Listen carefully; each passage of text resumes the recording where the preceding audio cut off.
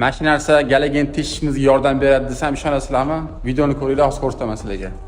Xo'p, mana shu joyga galagen qo'yganmizda, keyin yonida osma chiroqli bo'lishi kerak edi.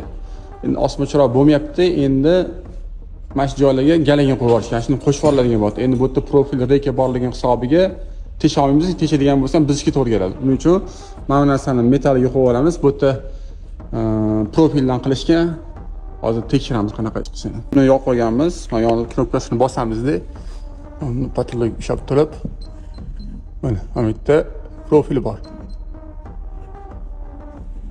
O'zi mashti belgilab qo'yishgan ham bolalar biz endi minorga sal surib yubordik. U yoq razmerlarni o'ynatib yuboramiz shunga qarab. Navoda reka bo'ladigan bo'lsa, rekaga ham qo'ysa bo'ladi ham yerda. Bu mana tokkiga, simlarniki, keyin qalinlarni bilsangiz ham bo'ladi.